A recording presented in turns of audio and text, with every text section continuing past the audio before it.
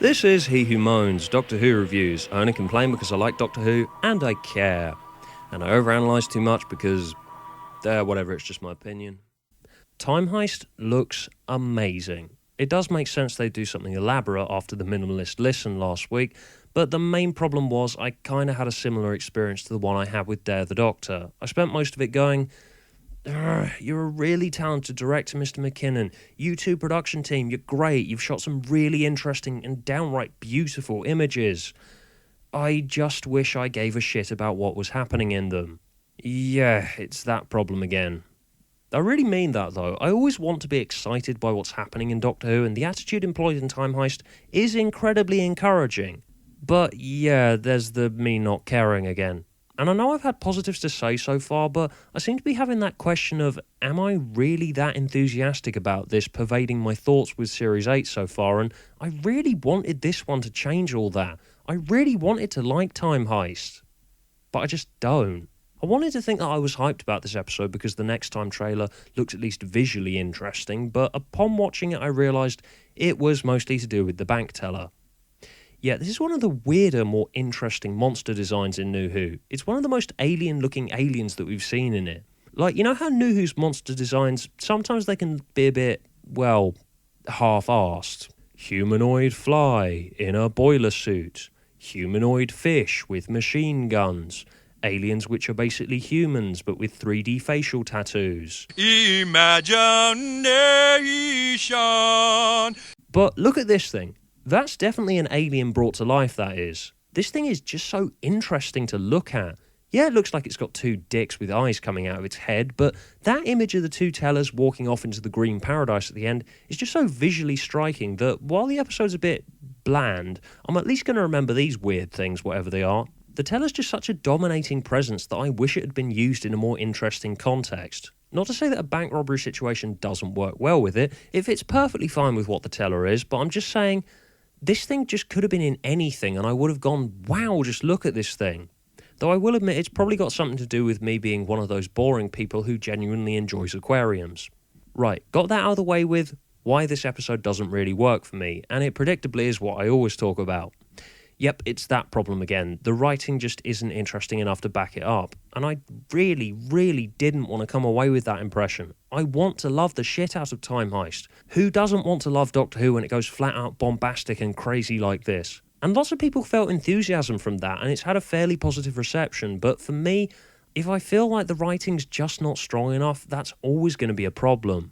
And it's not exactly a problem that I have with Steve Thompson specifically. I mean, Time Heist proves that he has imagination, oodles of it. We're in a space bank on a fully formed alien world here. It fixes the main thing that I bitched at Russell's era for, not spacey enough. But Time Heist is very spacey, but the way it's sort of just been smashed together without much thought given to pacing, all the ideas just sort of mush together and feel like excess for the sake of excess. It feels like we've only been given half the episode with half the characters that What's-His-Name and What's-Her-Name was supposed to be. Yeah, you see the problem here? And that's not me not paying attention here, that's me flat not caring about these characters. The only things really carrying the episode are Capaldi and the teller, because the episode's just got too many ideas to deal with, and it can't really be asked with fully fleshing out its world, and giving all its ideas and characters room to breathe, because it's got quite a lot of them, and you do notice that quite clearly. Whenever we feel like we should have had a moment of levity for things to really sink in, suddenly there's a cut, so now we're somewhere else doing something else in another bit of the episode. This story has an entire world it needed to explore and set up, and I'm unsure if it's timing issues or Thompson really not seeming that interested in writing his story and his characters. Hell, I'm making this on Thursday night, and I've already forgotten everything except this bit here, and it was only Saturday. I remember what I had for dinner on Saturday. Like, we could have added, say, 10 minutes worth of characterisation to make it an hour, because you can do a lot in 10 minutes. Then I'd probably have given more of a shit about what was happening, because, as is, I just don't want to have to force myself into being invested in an underwritten story, and that's what I felt like I had to do with Time Heist, and to be honest, I've felt that a lot this series. Like I'm having to put extra effort into getting invested in the story, and for some reason that's an attitude that lots of fandom seems to perpetuate, because putting effort into a watch is supposed to be what clever people do, which, yeah, big idea intellectual stuff, it does require effort. But trying to force yourself into an episode of Doctor Who that you're just not feeling, I think is a bit, well, Would we do this for any other show? The name Doctor Who seems to protect it from allegations of having gone a bit stale recently because we're all watching it anyway. As much as people say that Listen was the challenging moment where Moffat plays his game changer, which, alright, I sort of agree, sort of disagree with that. I personally think it was pretty much a Moffat paint by numbers. But we're now almost halfway through the series, and Moffat calling it a dramatic shift in tone and the biggest departure since 2005, I feel is kind of really stretching it. But then again, would Moffat putting a press release out calling Season 8 the mildest departure since last year? Yeah, it doesn't exactly sound like something for everyone to go, I'm hyped now, holy shit, Moffat is going to blow my tiny little mind. Like, as much as people are regurgitating Moffat's press statements online about this supposed dark tone, which, is it just me? Maybe I'm not seeing it. But my question is, would stuff like Time Heist really have looked that out of place in Season 6 or 7? Because, to be honest, I don't think it would.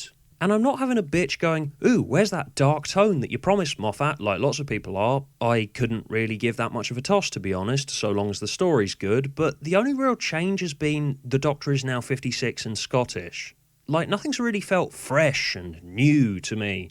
So far, it's just felt like Season 7 playing at the dressing up box. I just don't feel like I should be making excuses for feeling a bit unenthusiastic about a story and trying really hard to like it, because as much as people say that it's a kid's show, it's got a large audience of people who've been watching since Series 1, and lots of us are hoping for something that just drags us in. And recently, I know I've had positives to say about stuff like Robot of Sherwood, but recently, wrangling the positives out of me on He Who Moans has been kind of difficult as my apathy grows, and going, okay, it's got pretty images, I guess. Fine if you found Season 8 addictive so far, all power to you, but when I watched Genesis of the Daleks, Kinder, Survival, Inferno, Blink, I wasn't pushing myself to keep watching because I'm a Doctor Who fan and I feel obligated to. I wanted to keep watching because it got me hooked into the world that they were exploring and fleshing out, and Time Heist just doesn't do that. It doesn't have the room that it needs to fully flesh out its world and its characters. Because it doesn't. It's 45 minutes and it's got far too much in it. And so I just came away unenthusiastic about it. It's got an interesting monster, a few interesting ideas about it, a bit of an uninspired setup, but one that works fine, and that's about it. Just fine. Don't get me wrong, Time Heist is certainly not bad and a pretty fun way to spend 50 minutes, but the reason I'm so harsh is I wanted it to be more than just fine. And I know it could have been a lot better. That's the reason that I talk so negatively about New Who so much. I don't think it is just me being a grumbly, bitter man. Well, some of it might be, but I know that New Who can be great, and we should be pushing it to be great. And tell me that I'm being too harsh all you want, but I will never give a 9 out of 10 to something that I just couldn't fully get into based on the name alone, and ended up getting a bit annoyed at it because something that sounded so promising came out just okay. All in all, if this had been 2 parts and had actually interesting characters, I would be calling Time Heist a complete fucking blast of an episode with an awesome monster, but as is, I'm just going to have to add it to Steve Thompson's pile of great ideas that I'm kind of meh on.